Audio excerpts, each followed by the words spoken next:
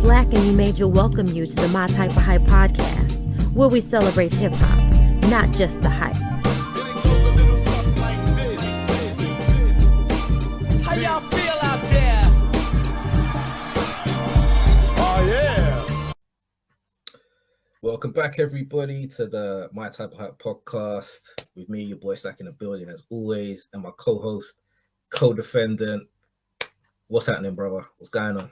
Very good, man. We here, man. My Type of Hype, the podcast that celebrates hip-hop and not just the hype. Another week, here we are. Slack, what's happening?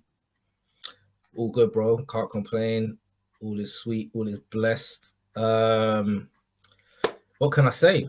We're here for the 50th year of hip-hop, man. So it's a bit of a celebration. Well, it should be. It should be. But Weird year. It's been a very strange year. But happy birthday to hip-hop anyway. By the time you guys are seeing this episode, it should actually be the birthday of hip-hop, the official birthday of hip-hop. So, man, we just wanted to have a quick chat about hip-hop, the impact it's had on us, our lives, pretty much everything. Contribute our little piece to the 50th year. Even though a lot of the artists been letting us down a little bit, man. Like, I was expecting a massive year for hip-hop's 50th. It just hasn't materialized, man. So we just wanted to mark the anniversary, like a half a century, massive landmark for a culture that they said the last wouldn't be here, wouldn't be shit. Man, biggest genre in the world. Everyone wants to be a rapper.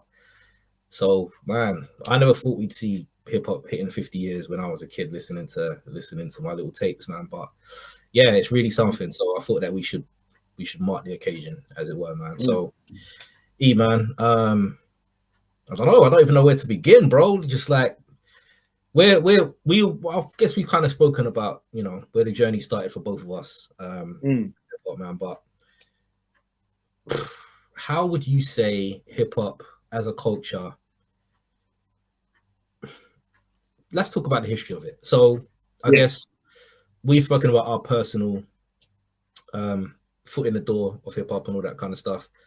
But I guess let's take people right back to the beginning, man. So you got into hip hop what, early 90s?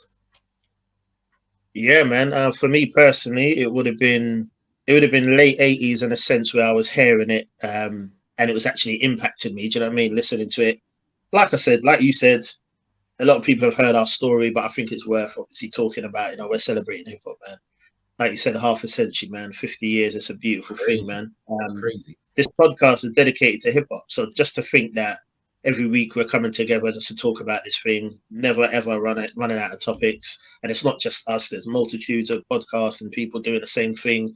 And we'll get into that obviously as over the next hour as well. But just what me and Slap wanted for the listeners is that we wanted this podcast to be exactly how it was always for us coming up. With our own circle, with our own friends, with our own family, we'd always be talking about hip hop, chopping it up about hip hop. This artist, this, that artist, that, this album. We didn't have social media. We couldn't wait to get to school and be swapping tapes, and the amount of fights that broke out because someone didn't give your tape back or something like that. You know what I mean? So, hip hop is integrated in us, man, growing up. But I want to say late 80s. My big sis, some of you have met her. She was on an earlier episode when we spoke about concerts. We'll have her on again. That was when we was under the Manel's Hip Hop banner. So any of you that's tuning in new to My Type of Hype, still hit the archives because our older episodes are still there under that name. And there's some good episodes, so check them out as well. Just a shameless plug there. But yeah, so my big sis was into hip hop hard, man. From she was like 14, 15, 16. Late 80s, I'd always hear her just blasting music out of her room. We was always close anyway, so we'd always be talking about hip hop. She'd be rapping, showing me bits and pieces. It would be like your EPMD. Public Enemy was her number one. EPMD, she loved EPMD. NWA, Red Band. Obviously, after we went solo not solo, when Def Squad broke. Just little hit squad. Sorry. Just that era, that era. Do you know what I mean? And then for me, so I want to say I was into hip hop in the late 80s, but I need to make it clear I wasn't into it like purchasing it and investing in it and knowing names of certain people. It would just be what I was hearing through my sister. when I got to an age where I really started to appreciate it, invest in it, buy it for myself, and it take over my life was around 91, 92, 93, that era. So early 90s or very late 80s, your MC Hammer, Crisscross, people like that. I got a lot of respect for them. I mean, people will laugh at them and diss them on the timeline and that now, but I want to say it's people like MC Hammer and Crisscross, and a lot of people like that was my introduction into hip hop, apart from what I heard from my sister, because you know what I mean, we was listening to the radio, and those are the things that were on the radio and different things like that. So yeah, man. So from that time, it just became a part of my life. Like even at school, I became that guy to my friends where if people wanted to know more about hip hop or ask certain things, they would always come to me. It's funny now when I think about it, but they would always come to me and ask me certain things, because I don't want to say hip hop was new in the early 90s, but it was obviously newer. Do you know what I mean? And us being in the UK, and I'm not subscribing to all that. If you're not from America, you know, you don't know about hip hop. I'm not subscribing to none of that garbage, man. But I'm just saying, it is obviously different for the consumers over here in the UK than it was in America. That's just common sense. So yeah, we did get things a bit later. Obviously, we had British rap and UK rap and all of that, but it weren't as accessible. We had to learn about things. You see what I'm saying? Certain slangs. I don't know if you'll say the same, bro, but certain slangs I had to hit people up or try and figure out what that meant, because we didn't have no bodegas. You know what I mean? We didn't have certain things over here where it's like, it's just a part of the slang, part of the language. So a lot of things I didn't know what it was, but I made it my goal to know what that was, understand what that was, and try and have our own representation of what that was. Oh, I understand. So when you guys say, we mean our estate. Do you know what I mean? So we're looking at different things like that and thinking that's what that is. It just became fun for me, man. I enjoyed learning about it, going back to the history of it, which we'll cover as well. So even though when I started getting into it myself, early 90s, I'm still in love with a lot of them 80s gems, because even though I heard them secondhand through my sister, when I was of that age, I went back and I wanted to experience them myself. Do you know what I mean? So yeah, man, that's how I got into it, and I've never fallen out of love with it since. You know what I mean? So that's to say 50 years of hip hop is a beautiful thing, man. So, you know, I'd probably say 30 years then. It's impacted my life. Yeah. Yeah, 30 years, man. 30 years. More, 30 plus years. It is, you know what I'm saying? So yeah, that's me. That's probably how I got into this beautiful thing, man. So what about you? So I think the transition for me was a lot of reggae was played in the house, a lot of dance hall stroke, what we used to call ragga music, which is very closely linked to like to hip hop. Like you got the DJs, as it were, who would be chatting or whatever. So as a very young kid, that was kind of my thing. But when I got to about 7, 8, maybe around that kind of age, and like you, I was I liked like Crisscross and all that bullshit. But that was after. Before that, I think my first introduction was De La Soul, as I think I've said. Okay. So my uncle, I'll never forget, I came home from school one day and he had the 3 Feet High and Rising vinyl. And he was so hype about having this album. Like he was so like, look at this. And at the time, I didn't really know what it was or nothing like that. But obviously like the colors and the daisies and all this shit, I was like, oh, that looks pretty cool. And then when he started playing it, I just remember like he was just jamming and like he had like this kind of, he made it like a studio because he used to play the bass guitar. So he had like a bass guitar on the wall, and like he had this whole like sound system and stuff.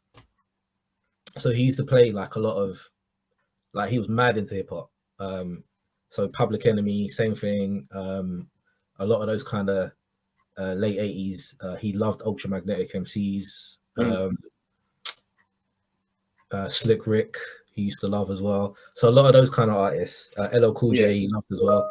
So like those artists kind of really kind of had an impact on me, even though I didn't know it, because I was listening to it and I was loving it, but I wasn't really old enough to digest what they were saying. But I just like the sound of it. So when I saw that 3 Feet High and Rising and I listened to it, I was like, wow, that's incredible.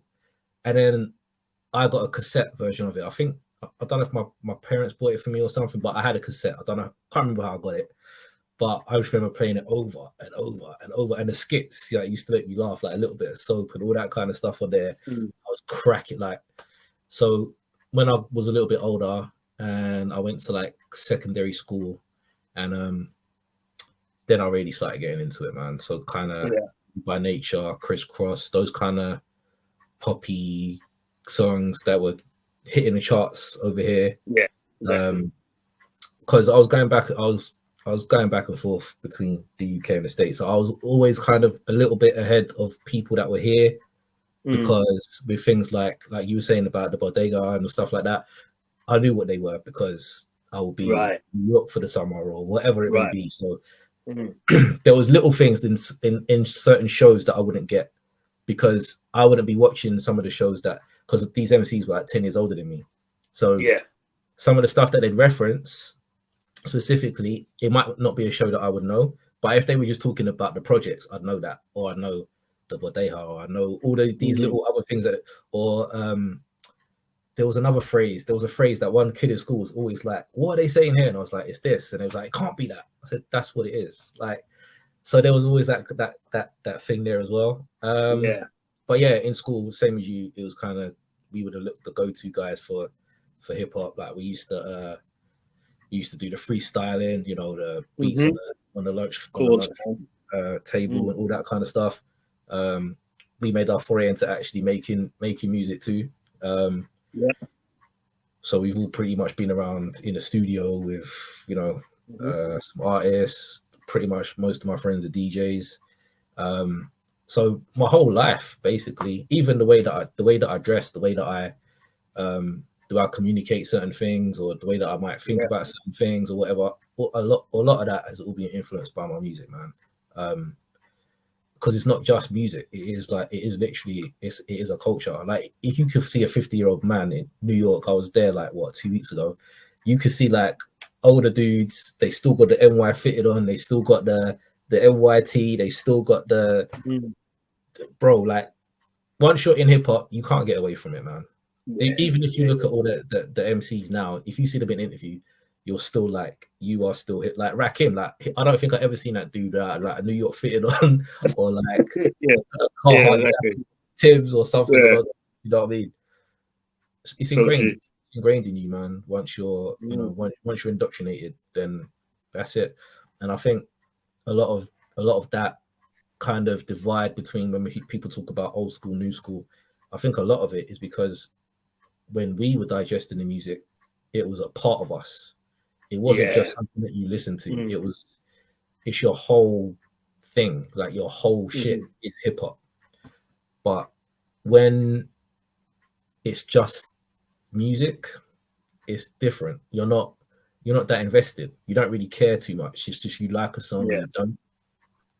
But for me, it was like every Friday, because it used to be Tuesdays, I think, back in the day, that the new albums used to come out.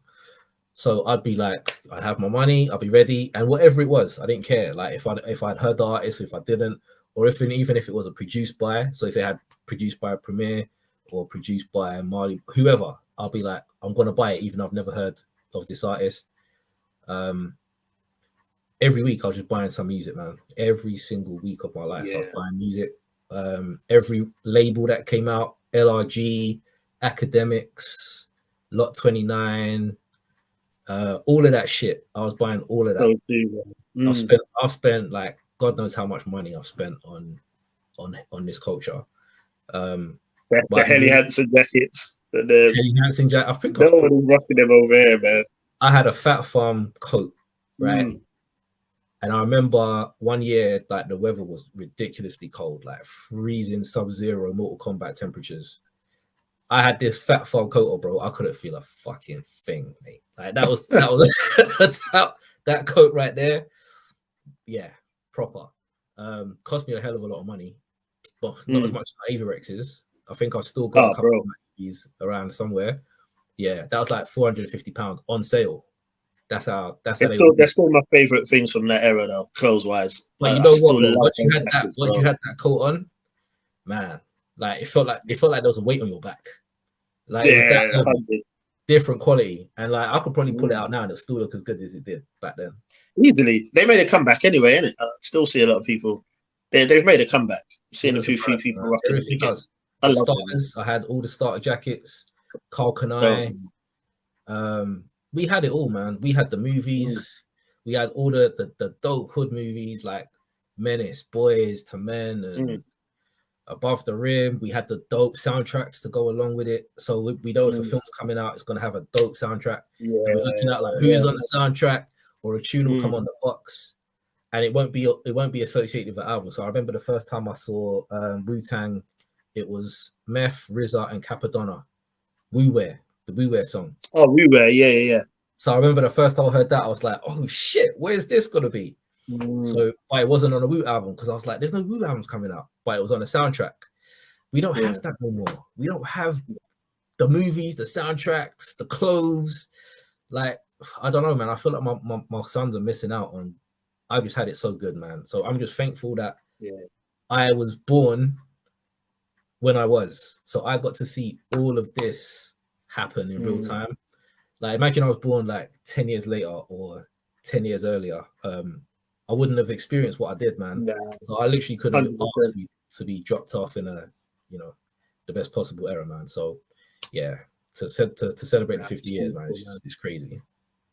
It's funny when you're talking, I was thinking about just obviously before, people collect vinyl, things like that. Of course they do. I say vinyl, not really CDs as much because it's more trendy to collect vinyls, I'll say, for a lot of people. But the thing that blows my mind is that I was talking to someone in the shop the other day because we were talking about the vinyl, and just not just how much they are, but like how valued it is now. Like if you hold up certain vinyl pieces now, you'd be like, yeah, I've got that on vinyl.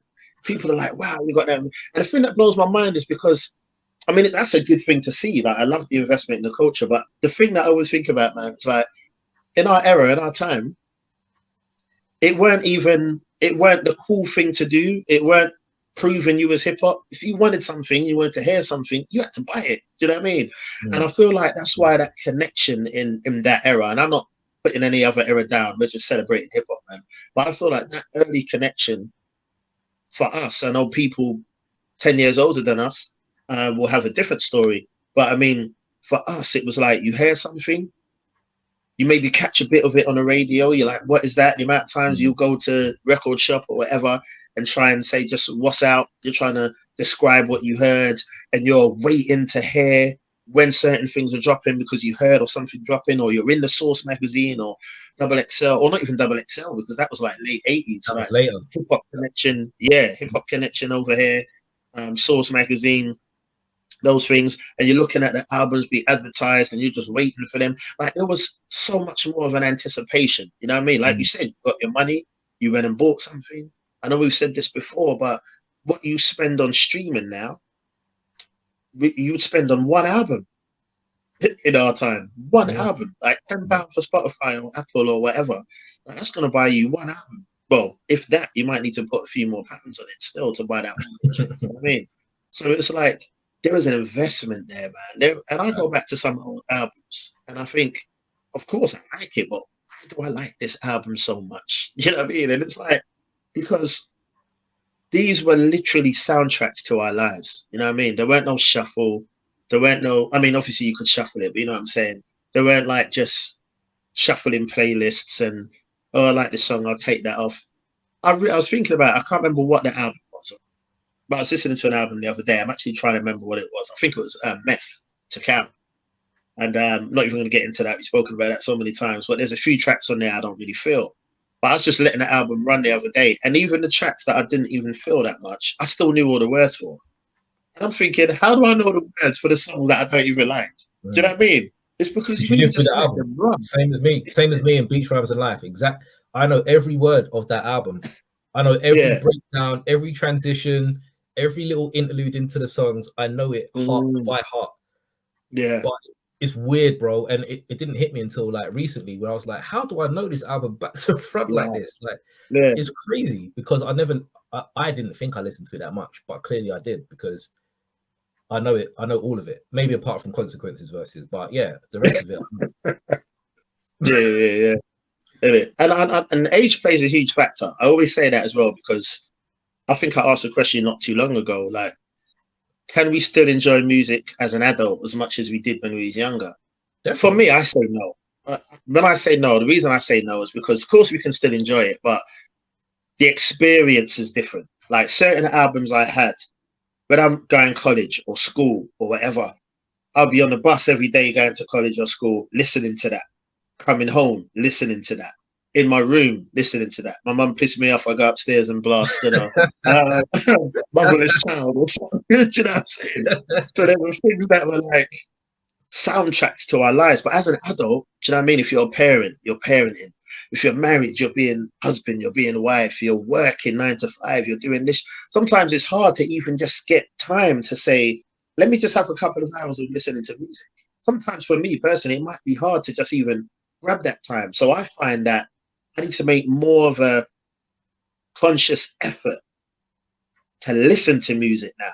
Whereas before, you just wouldn't do nothing without listening to music. Like I said, whether it's on a bus to school, college, whatever, you're always listening.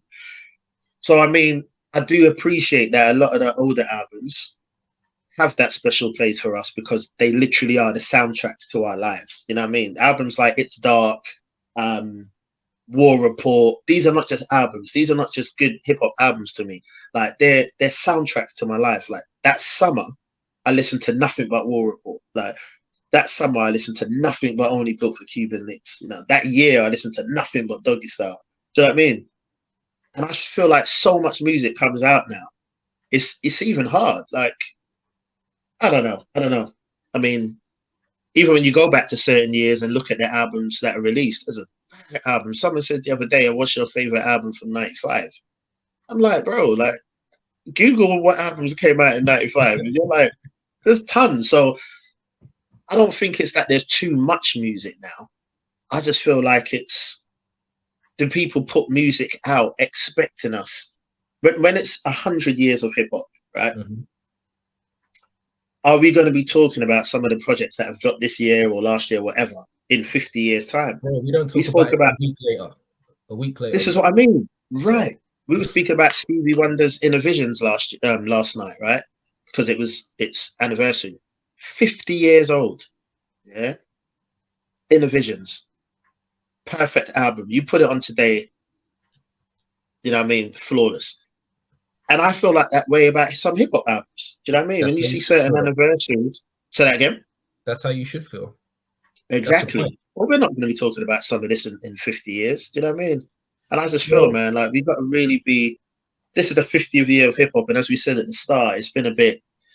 No number ones. Not that we're saying that there has to be a number one for it to be important, but I do think it's an interesting fact. Do you know what I mean? But but I'm not trying to even make it negative, man. We're here, 50, man. So let's talk, bro. Let's talk before we even go on. Let's talk about the birth of hip hop. Before you go on to the next point, I'm going to challenge. I'm going to challenge one thing that you said. Yeah, please do. I'll challenge two things you said actually. The first one is about the vinyls. Yeah. There's only one reason that these dickheads are buying vinyls now. And when I say that, I don't mean any disrespect to the people that genuinely give a shit about hip hop and are buying the vinyls because that's what we do. I'm talking about the people who have no fucking idea what they're buying and they're just buying it just because they can and they can take a picture of it and then they don't give a shit about it no more. We wouldn't do that. We'd buy it. And if we get people know about the doubles, so if you have one and then you get another copy, you keep one in the cellophane and you keep the other one that you play. So the other one will never get touched. The other one you can rinse and you can get scratched and you don't care because you get another one. So we get that. But there's people now, like I'm a sneakerhead, as you can see. That's just a little snapshot of all this whole wall.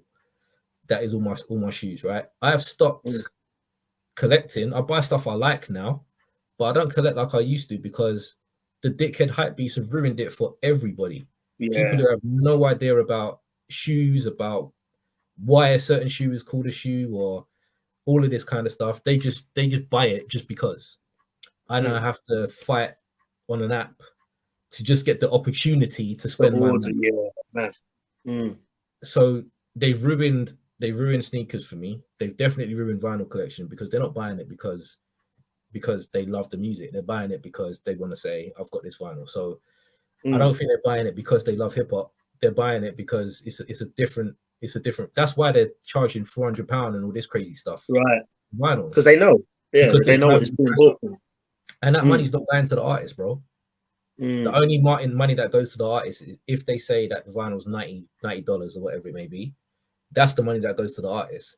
When someone's bought it and then they're starting to tell people, I want £500 for you, that money ain't going to the artist. So it's not. It's nothing to do with the culture. That's capitalism. That's them buying it and trying to make a profit. Yeah. All right, cool. If that's your thing, that's fine. But it's stopping other people. That's what pisses me off. So for me, I could have walked in the shop and bought 3 pairs of my velvet red Air Maxes. I could have walked in and bought 3 pairs of the Corks, but I didn't. I'll buy 1 pair because I don't need 3 pairs. Because why am I stopping all of you from being able to enjoy these 2? You know what I'm saying? Now it's, there's 10. Let me have all 10. Why do you need 10? So it's ruined. It's ruined the whole culture of us buying it and enjoying it, and all of that kind of stuff. And with regard to you saying about enjoying the music and experiencing it and stuff like that, you yourself, bro, once a week at least, you'll be like, this is my commute to work. So technically, you still do it. The only reason you don't do it now is because there's nothing that moves you like that. Let's be completely honest. Because it's always older stuff that it's always older stuff. If there was an artist that you gave a shit about, I promise you would still have that same feeling. If Primo dropped a tweet tomorrow and said Prime 3 next Friday, I'm hyped, bro. I'm hyped. I'm ready. I'm gonna be the first one to listen to that shit. I'm there. Prime Redman, if he said Muddy Waters 2 dropping Friday, I'm there. So if it's an artist that I'm looking forward to their music and I want to hear what they got going on, I'm hyped the same way. The fact is, we just haven't had that recently. Yeah. That's all. No, I hear that, and I agree. Like I do, like I said, I go in about once a week or whatever, and I admit it sounds so petty, bro, but I actually get excited about, what album should I listen to on my drive to work? Do you know what I'm saying? So I get that. Like, obviously, since COVID, I used to drive into work. I used to work in the office every day, but since COVID, I don't. So on that day, I go in, I'm like, all right, what should I listen to today? And it's usually older stuff. And I agree to a degree when I say, because if certain people's dropping tomorrow, I'm still gassed. I want to hear it. I still get excited. Like, for me, like, I'm trying to think who, Pain, 38, Flea, still, to be honest. Certain people, if they're still dropping, Husk Kingpin, like, if I see, this is dropping tomorrow, I still get excited and I still want to listen to it. But I feel like my adult life encroaches on my enjoyment of it, because whereas I feel like I'm busy with just life so much, sometimes it's hard to just dedicate that. I mean, I need to make a conscious effort to dedicate time to listening to music, whereas that was never the case before. Like, you would just be listening to music when you go to college, school, whatever, you just listening to music in your room. You know what I mean? You would just be listening to music.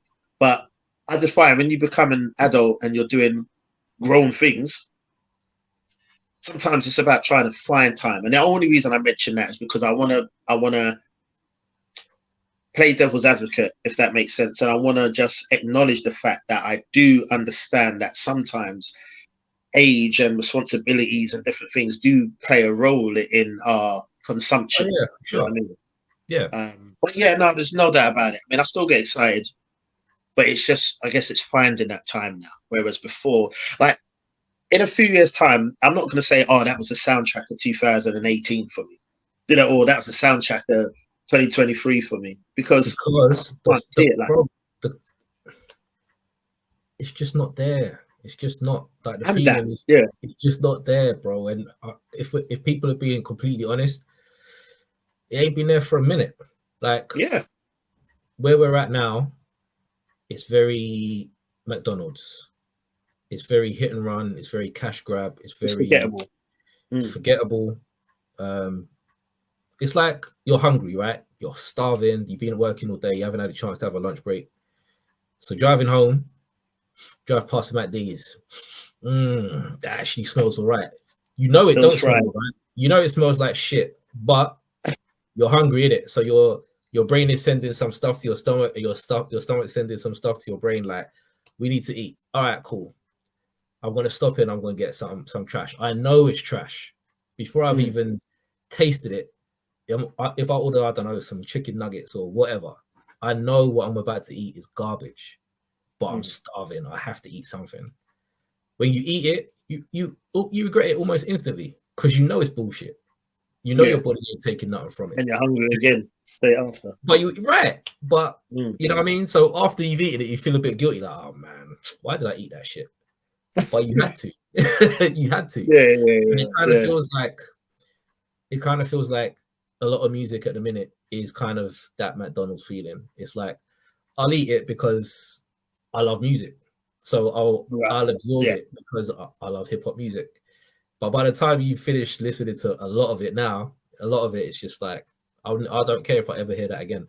So it gives me that same feeling, that same fast food feeling. Like, I wanted it. I wanted it because I wanted to hear it. You hear it, you digest it, and then you're like, man, why did I even bother with that?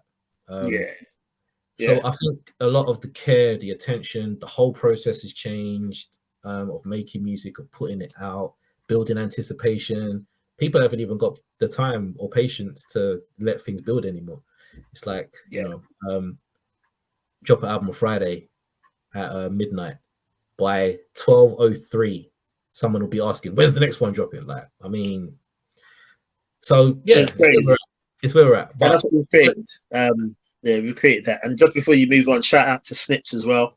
You remember we had him on the show, and he works in a record shop in Brooklyn, and he was saying people used to come, literally pull out certain vinyls, take a picture of it, I remember put it down and walk out.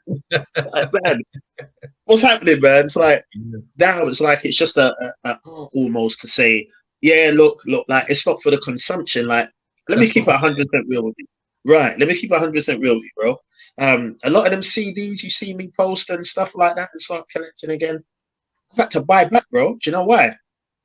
Because I went through a stage here where I had loads of CDs, but because I never had any storage, and it pains me just to say it, bro. But you know what I used to do? I know the story, but tell the people. I used to buy them, take the disc, and because I had no storage, I used to dash the cases, bro. Like, so I'd have the wallets of bare CDs, like bare albums, because I had no storage. So I have all the discs and all the cases. I just take them, read the inlay for a bit. I didn't even think to like save the inlay. But the point I'm making is foolish now. So most of the stuff I've got now, I've either had to get back over time, or I've had to dig them out and find them, whatever.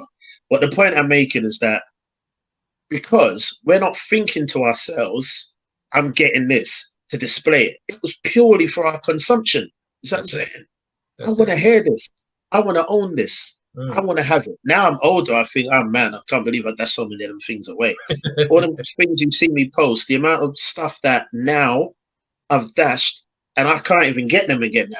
Like, it breaks my heart thinking about. So do you know what I mean? Some of them I can't even have now. Even vinyls, I used to collect all my records, and even vinyl, bro. I didn't say no vinyl. We used to buy our records, man. Buy our records. That's it. Yeah. Them, store them in my garage because, cut long story short, had to move out early. Financial difficulties as a young married couple and them things there. Moving with family to try and save money and all this. Put it in a garage that was just not airtight, nothing like that. It was just got flooded and moldy. Amount of records I had when I finally pulled them out like a year, 18 months later, they were just molded and stuck together. So to throw them, man. When I think about them things now, some of them, bro, you can't even get. But yeah, that's me just going down memory lane. But yeah, I hear you, man, and it's true. There's a lot of that comes into the picture as well. Man. You were gonna ask me something. Yeah, I was going to say, man, we're just celebrating hip hop, man, 50 years. I was going to say, let's talk about Cedric Avenue, man. Someone said to me, and I know a lot of people that listen to this podcast and talk hip hop with us all the time. They know hip hop. They're like, we're not trying to be teachers out here. We're just talking about what we know and what we enjoy. We're not trying to be like, because that's not our mindset at all. But I thought it'd be an interesting point to talk about, because someone actually said to me not too long ago, I was saying, yeah, 50 years of hip hop. And someone asked a question, and at first I thought, that's a weird question. But as I pondered on it, I thought that's actually a valid question. But anyway, the person said to me, how can you know when hip hop's birthday is? How can you say it's 50 years? Right. And I thought that's weird. And I thought it makes sense actually. Like, how can you put a timestamp on hip hop? So I just thought we talk about how hip hop started, man. Where, how, and why we can put a timestamp on it. So yeah, we know Cedric Avenue, man. Yeah. So yeah, let's talk about that. One of them, I think it's one of them things where it just someone needed to put a stamp on it to say that this is when it's, because it wasn't like it's not like you could put a timestamp on jazz and say, you know, this is the first time someone played I don't know, a saxophone or some shit like that. Right. You wouldn't be able to do it realistically. Exactly. But I think with hip hop, I think there needed to be a timestamp on it, because there needed to be that this is where it all started from. But really, like you said, how do we know that? You know, they say Kool Herc was the first, and KRS-One endorses that opinion, and a load of other people that were at the actual party say. But then there's other people that say there was other shit going on before that. So as far as we know, as far as we've been told, as far as, you know, the artists and the people that were there and all of that, I wasn't there. So, you know, I wasn't even born. So I have to take the people that were there, I have to take their word for it. If that's what they're saying, that's where it started from and all of that, who am I to disagree with that? So I can't really have an opinion on it, to be honest, bro. I just have to go with what they've said. So, you know, if it's the most prominent MCs have all said, you know, Kool Herc, and this is where it was, and this is what happened, and we've all heard the accounts of, you know, him putting up them big ass speakers and you know, scratches and all this. The thing that really kind of pisses me off about that is people like him, Flash, like they will never get royalties for what they've done. They'll never get a royalty for inventing, you know, the crossfade, the scratching, or any of that kind of stuff. Like, that's ingrained in hip hop culture, but they'll never see a check for it. Do you know what I mean? Yeah.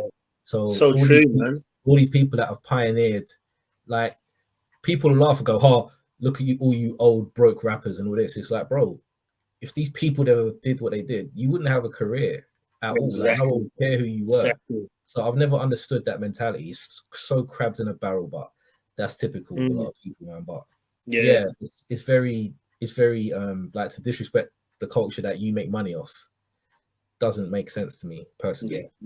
So yeah, I think about people like Herc, and you could say that, but will he ever get paid for being the man who invented hip hop? Never. You're not gonna get no money for that. Do you know what I mean? Exactly. So it's all good, like, you know, your name's in history and all of that kind of stuff, which is, I'd love to be that guy. Do you know what I mean? Like but yeah, I just think it's a bit disappointing that you know, the people that have contributed so much and just created so much, all them people in New York and the Bronx and beyond, like, who had done all this stuff, that we're never gonna get, you know, compensated for it. But yeah, but we just have to take it. That's how I see it, bro. You know what I mean? If they say it was Cedric Park, then it was Cedric Park. Just take it. Yeah, man, I agree. I mean, I definitely look at that as the birth of hip hop. I know it's like saying, though, oh, so and so's the fastest man in the world. There might be somewhere in some remote island somewhere that's faster, but it's like, if this person's recognized as that person, and different things have taken place, and to prove that, then that's what we run with, innit? And, you know, I do believe that was the start of it. Like you said, that's what we know. That's, you know, credible MCs attest to that. So I'm happy with that, man. But to think, though, that little August the 11th, 1973, DJ Kool Herc doing that party for a sister, buying 2 of the same records, doing the breaks there, leaving that loop there for people to enjoy and dance, and then people start chatting over and MCing over, spilling out into the park. That birthing this thing, bro, that we're here talking about 50 years later, bro. Crazy. I love it, man. It's an amazing thing, man. And like you as well, I know that, but the impact that it's had on my life is insane, bro. Like, I was thinking the other day, I wonder what I'd be into if it weren't for hip hop. And I think, okay, yeah, there's a lot of other genres I love. You know what I mean? I love reggae. I love R&B. I've said it on air bare times. I love pop, like especially 80s pop. But nothing like hip hop, man. And I'm like, I wonder what. Do you know what I mean? I think what like would it be? But like you said earlier, it impacts everything. Like once again, to mention my sister, I remember she was saying that the reason why she was so into Public Enemy and certain people like that, BDP and certain people, is because it weren't just music to her. It was like lessons. It was like life lessons because certain things weren't being taught. That's it. So it was the news for us, hip hop. Yeah. Like people was having a voice. They were sharing things. There was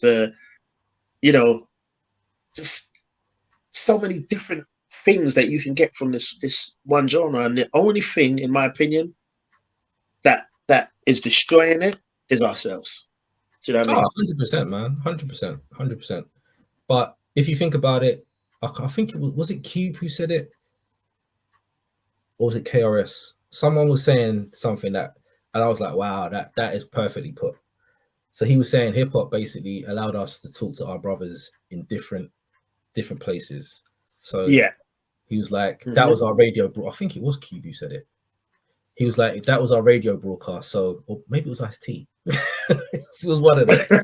He was like, so I could make a song in LA, and I think it was Ice-T, bro. Yeah, could have been.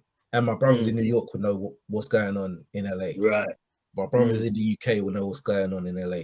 My brother in New York will make a song. People in LA will be like, oh, that's how shit's going on in New York, and so on and so on. And that was so true, because we wouldn't have any like insight if we never had the source and these other things to let us know more and understand more. Exactly. You know what I mean? When you're hearing, F the Police come out and you're like, damn, that's how shit is over there, or you're hearing people talking about certain things going on in New York, you're like, wow, okay, wow, shit, crazy. And they were like literally reporting on certain things that was going on, like if the OJ Simpson case, like how many songs were like referencing on the air and certain things like that. So even if you listen to certain things now, you could be like, oh wow, so this album came out around that time, because the stuff that they're talking about happened around that time. I don't know how much music now there's any kind of timestamp. So you could listen to like Mobb Deep album and not tell someone this came out in 95. Yeah. Right. And they'd be hard pressed to guess when that album came out, because it doesn't sound like 95. Yeah. You could tell it might have been early, but you wouldn't be able to go, yeah, okay, that came out around here. Yeah. I think for a lot of stuff kind of now, we can kind of timestamp and say, all right, that came out between, 2018 and 2020 or whatever. Yeah, so yeah. I think a lot of it was, like you said, we get so much information, as well as the clever and witty stuff that a lot of these artists were doing with words. A lot of the producers were doing with samples. Like if you knew a song from another genre and a producer has used a sample of that song, like immediately you're like, how has he done that? Yeah. But yeah, I don't know. So kind of going back to what you were saying before, a lot of that as well is what's missing. So that kind of takes away from the enjoyment also. So all of it is kind of interlinked in some kind of way. Yeah, I mean, the perfect example is 2020. I mean, you think about George Floyd and just everything that was going on, not just George Floyd, obviously, so many others. But it's like, do you think events like that could happen in 88 or early 90s and it not be every single where? Like, it didn't happen. Do you know what I mean? Like, look at the Rodney King. Rodney King got a whole movement of hip hop on the West Coast. That one incident. And the whole thing about, the riots and all the beef with police, all of that contributed to so much music.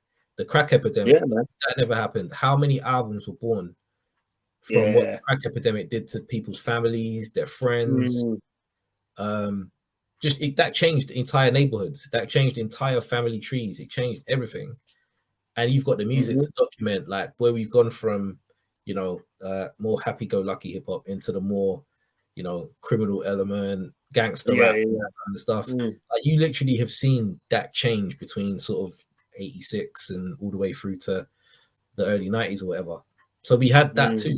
So there's loads of things that we had that we don't have now. But you know, things change. So, you know, over the Yeah, course of years, things are going to change, man. We ain't going to stay the same.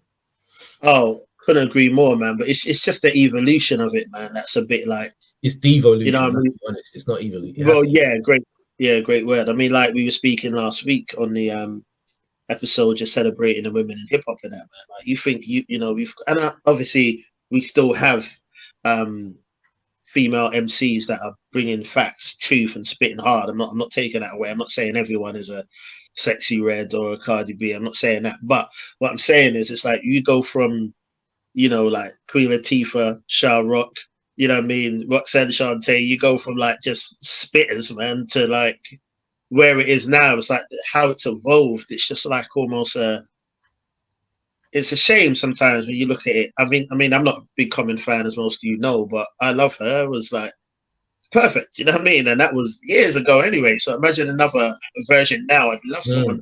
That's the challenge, man. If you're listening and you spit, redo Common's track, man. That would be so good to see the evolution, what people would do now. Do you know what I mean? Talking about it. Yeah. It'd be mad. But now hip hop, man, yeah, beautiful thing. The impact, what it's doing. It's just so good to see, man. And it's celebrated, man. And I was thinking as well, it's like we used to feel like we was a threat to authority. Like they would fear us because it'd be like, oh, do you know what these lot can actually accomplish? You know what I mean? But now it's almost like people are not looking at it like that. They're just kind of looking at it as, oh, I can get this, I can get that, I can get that. Oh, my car, my money, but this is like there's a much deeper conversation about that we're not going to get into this week. But yeah. I'll tell you. We touched on it last week as well, labels and what people want, and yeah, definitely there's that fact as well. But I just think like where are your public enemies, your NWAs, your Boogie Down Productions? All right, without getting too deep on it, think about it. A long time ago, I can't put any timestamp on when, but there was a period where I can't remember who it was either had said the music will be dumbing you down. The music is getting dumber, and we're not gonna have to think about music anymore. You listen to some songs and it will literally make you sit there and go, rah. Damn. Yeah. That don't really. It did happen to me the other day. I was listening to the Chino XL album, great album, and really, bro, dope. I got about 3 songs deep. I had to stop it, man. I can't listen to him, man. He is dope, man. So he's got skills, there's no doubt.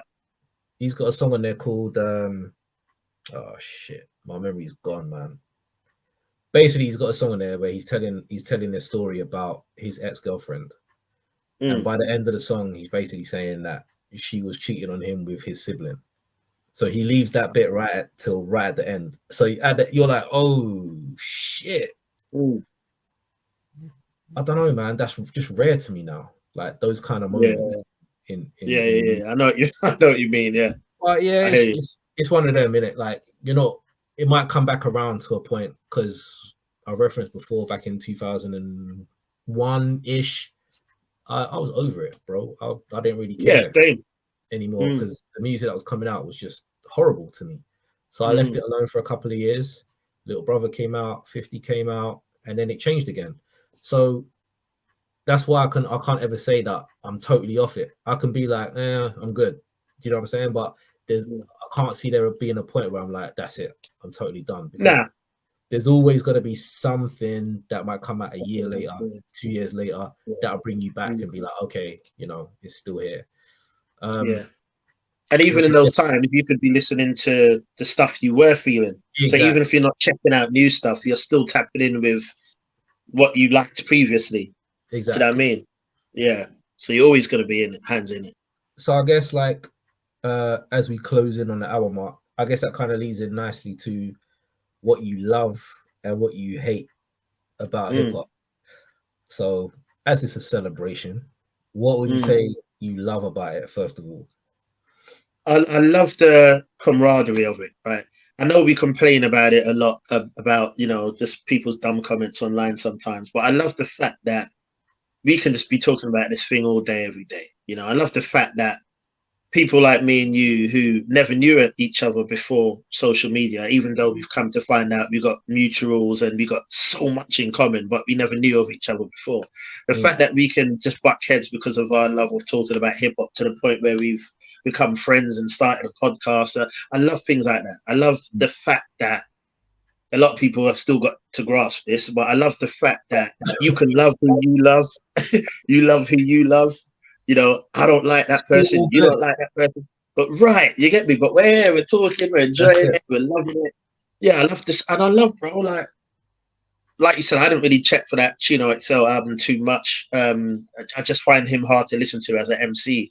But like what you just mentioned with him, I just love how skillful hip hop is. Like, it's different to R&B or any other genre because you can sing and have a great voice, yes. And yes, you need songwriters and you need to write a good song, yes. But hip hop is in a lane of its own, bro. Like, you're rapping, man. You're making things rhyme in your words. How much words you have to put in? You're telling a story for some MCs. You're fitting that, trying to get that to fit nicely over a beat and be in sync and in pocket. You're throwing on a hook, catchy enough to want you to hear it again. You're having albums where you might have a whole concept through that album, bro. Hip hop is so creative, man. Yeah, so creative, even to how it started, bro. You're buying the same record just to be able to loop things, and bro, hip hop is creative as hell, man. And I love that about it, man. I love the fact that it's given us voices. Do you know what I mean? I love the fact that I don't care how this sounds, but I love the fact that it's ours, that we can say, you know what, like, I love when I'm in a meeting at work or somewhere and it's predominantly white. I ain't even gonna, tone it down. A lot of times, bro, I might be the only or one of like the only couple black people there, black person there, whatever. We're talking about certain things, and then you're doing your get to know each other bits, and they might be like, oh, what music do you like? I love saying hip hop. Do you know what I mean? Everyone's like, oh, I like this, I like that artist, I like Pink, I like this, I like that. And I'm like, I like hip hop. We were talking, I was in a meeting the other day, and one of the managers saw my tattoos and he was like, oh, what are those? And I said, oh, they're just some of my favorite hip hop albums. So we're having a discussion. I don't know what's going on in his head. But I'm just excited to be able to say, this is my thing, man. Like 2 days ago, I had a workman had to come in the house and do something to my boiler, which is behind me, right? And he stood there and he looked at these pictures, right, bro? And he's like, these pictures are amazing. And it's like, it's just funny because it's like, I just love it, bro. Like, you can go somewhere and they've got Elvis or they've got this or they've got that on it, whatever. I love the fact that I can say, you know what, hip hop, man, like, this is my baby, man. And it starts conversation. And you can say how it started, and you can say what it's done for a lot of, not just black people, but yeah, what it's done for a lot of young black people. It's given them a voice. It's given them an occupation. It's given them, shout out to Lost Boys. It's given them, like, it's like legal drug money. Do you know what I'm saying? It's giving them like legal money, something that they can enjoy life, do the things they want to do, and the legal side of things. And it's just a beautiful thing, bro. I could be here all day. I just love it, man. I thank God for it, man. And I'm glad it's something that I'm a part of. Do you know what I mean? I can't imagine not being a part of it, man. You know what I mean? I love talking about it. Like you said, the fashion, the culture, slang even. I just love it, bro. The first time I went to New York, this is gonna sound so cheesy, man, but I'm from London. You know what I'm saying? I'm from Tottenham, bro. And the first time I went to New York, man, the reason I was so gassed about being in New York is because of hip hop. Nothing else. Like, I'm thinking, right, man, like, I'm in New York, man. Obviously hip hop. Trust me, I don't sound like I'm mad like a little child here, but I'm just being honest, man. Like, the first time I was in New York, I was like, man, I can't believe I'm here. I had years of listening to hip hop. Do you know what I mean? Hearing the things referenced and knowing where certain artists were from. I just love just thinking, I'm in New York, man. This is amazing, man. And I just love the fact that a music, a genre, something that just started in as a little, a DJ doing a little party for his sister or whatever, what it's become and how it's impacted my life. It's a beautiful thing, bro. And I love it. Thank God for it, man. And it don't matter how it evolves or devolves, there's always something that you can get from it. Do you know what I'm saying? Even if it goes completely in the direction of your Ice Spices and whatever, I don't know, there's always something for every commercial. Not that commercial's wrong. I love a lot of commercial hip hop, as I've said before. But I'm just saying, for every kind of dumbed down commercial artist, there's a deep, heavy hitting underground artist that's going to meet your needs. You know what I'm saying? And I love that.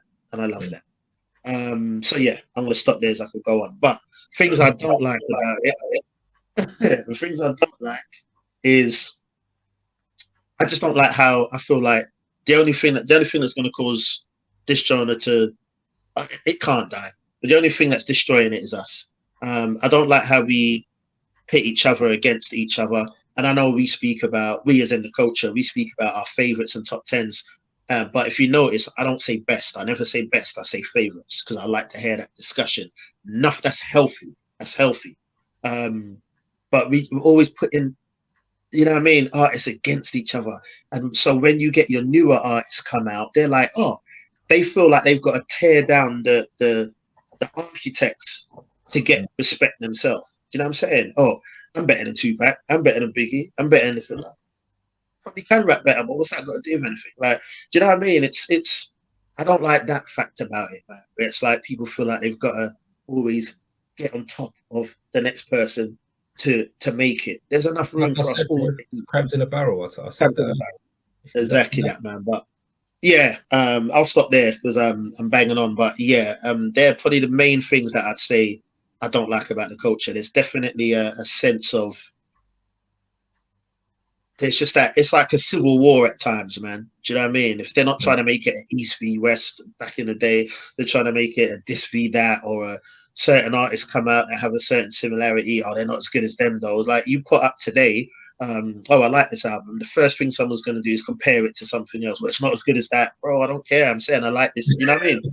So, it's bad, bro. It's just like, it's like it's not boxing. It's not fighting. They don't have to be a winner. Like, we're all winners, you know what I'm saying? They don't have to be a winner when the bell rings, man. Just enjoy what you're enjoying. But yeah, that's me, bro. So what are you saying? Love and hate. I'll start with love first. Pretty much the same as you, to be honest. I love the fact that it's made a career out of people that were destitute, homeless, all kinds of stuff. I like when I listen to Crooked talking about him being homeless for so many years, and the only thing that kept him going was, I think he said it was maybe his sister's cassette player. He was like, he had this cassette player and he used to just keep listening to the hip hop and all stuff on there. So it made me think, like, where would he be right now if hip hop didn't exist? You know what I'm saying? Like, what would have become of him and his brothers if they couldn't rap, or if they didn't care about hip hop or whatever? Like, the fact that it exists has given opportunities and money and wealth and getting out of poverty and all of this great stuff that it's done. Like, many people have said hip hop saved my life, and I don't know if you'd hear that about many other genres, bro, to be honest.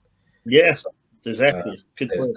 There's literally the feeling that you get when you listen to good music. Like, there's certain songs I could put on that will give me goosebumps. Do you know what I'm saying? Like, a certain song will come on and you'll be like, I'll be driving and my arm is getting goosebumps, like, sometimes.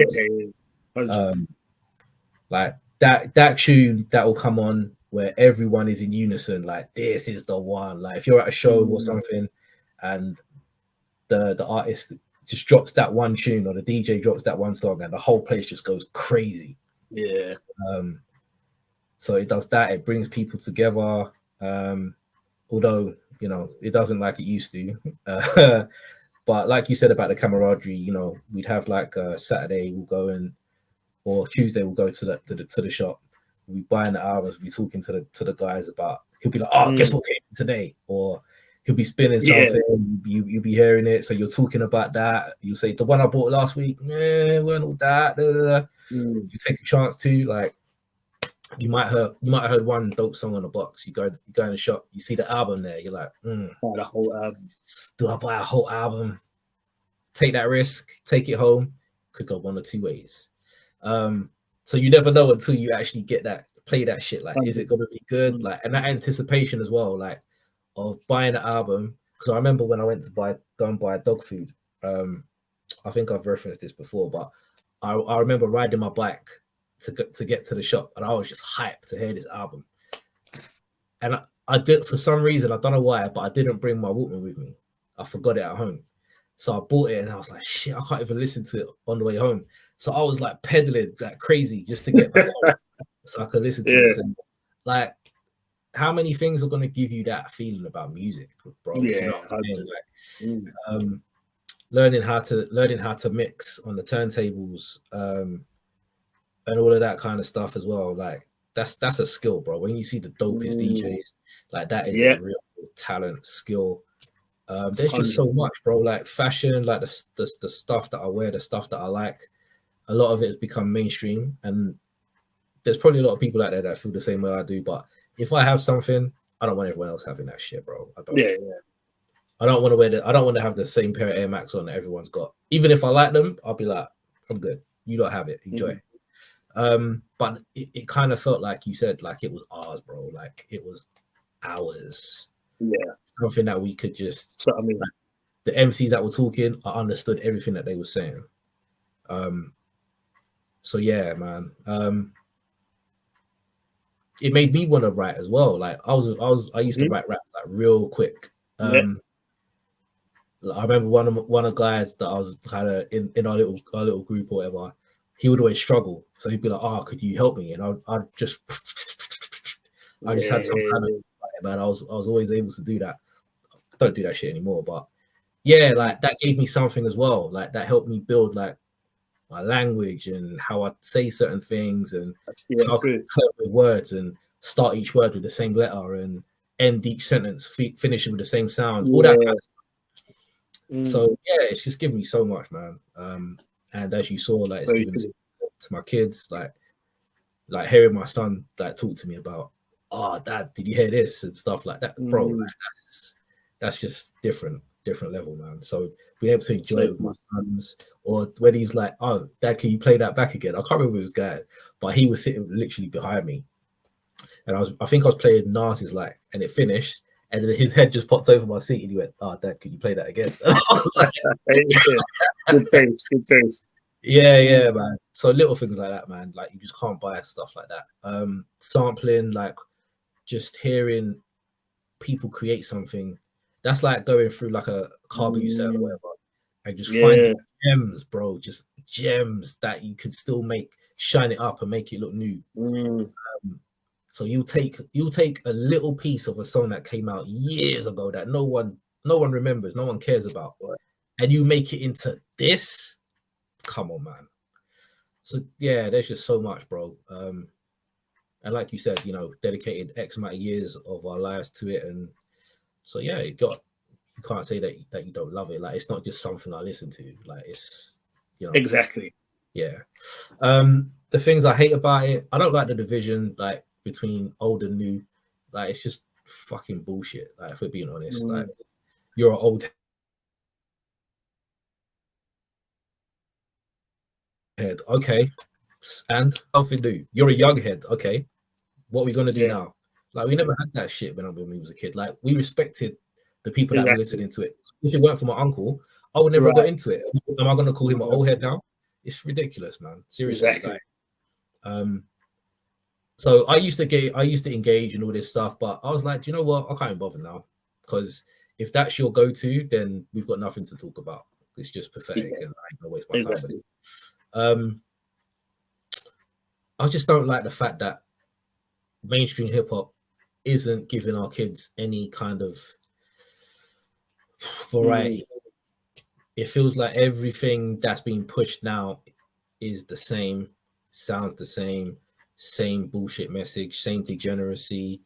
And that's fine. If there's degeneracy, that's cool, but let there be a balance. Let there be someone else who's saying something else and let them get a bit of shine. But it's like, in order for you to get shine, you have to be a certain way, talk a certain way. I don't know. I'm just over a lot of it. There's too many producers, bro. There's too much copying. There's too much. I want to be like him. Like it should never.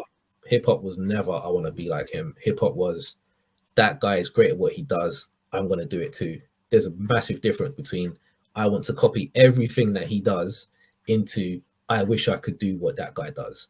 Like like I was saying the other day, I was listening to Nas at 14 years old. 14. I was listening to Ready to Die at the same age. So look at the caliber of stuff that you're digesting as a kid. True. Do you know what I mean?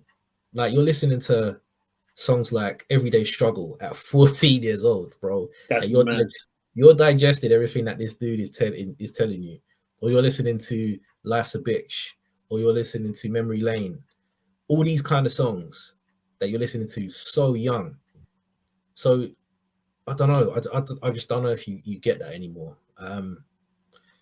Those are the main things, man. And we can get deeper into, you know, how the whole plan to dumb us down has worked. Like worked really well to the point that people kind of are bucking against. Oh, what? So he's clever. So you have to be clever to rap, or you have to use metaphors. Like no one's saying that. But it's a bad thing if someone's clever and knows how to use words. It's almost like you think you're better than everyone if you like people to be saying something on a record, or you like them to be smart, or you like them to be witty. It's almost like, oh, but they're just having fun. That's the thing. Do you know what I'm saying? Like, so in order for you to have fun, you've got to be stupid, or you've got to accept the basics. So it's all of that, man. But I know where it comes from. I understand that, you know, it was the plan for a long time ago, because they didn't want us, you know, with the fist up and the Malcolm X medallions and the Public Enemy, and the Tribe Called Quest, the De La and the Jungle Brothers and the Native Tongues. They didn't want none of that shit. They love the fact that it's all tits, of course, arse, guns, drugs. They love that. They love it. So yeah, it's where we're at, but that's what I don't like about it. Very true, man. Yeah, Nash. And you know what? I forgot to say as well, believe it or not, one of the things I hate the most as well about hip hop is the use of the word nigger. Like, I know we done a whole episode on this, but I was in the gym the other morning, man, and hip hop was playing, and obviously it's not dubbed out, and they're saying nigger, nigger, nigger, and I'm in the gym, and there's like obviously bare like non-blacks in the gym, innit? I don't know why, bro. I sat on the bench for a minute and I just thought, you know, I sat there and I thought, this must sound so crazy to like non-blacks, innit? Because they must think we're telling them that the word is so offensive. Like, if one of my kids come and say to me, "Oh, someone said this word to me at school," right? It's off, innit? Do you know what I mean? But yet, the music, which is the most popular music in the world today, is littered with it. So I'm in concerts. I'm looking around. 90% of the concert attendance is non-black. And I feel, we know, like, you're never going to wrap that word around me and think it's okay. Now, I don't care how much you could be listening to hip-hop since you was, before you was born. Like, you're not going to use the word around me. But I almost feel like, for a lot of people, they feel like, oh, it's in the song. Or, like, it's just a weird thing, but I had to mention that because, believe it or not, as petty as it sounds, that's actually one of the things that annoy me the most. And I know people are like, it's our word, though. We're saying it to each other.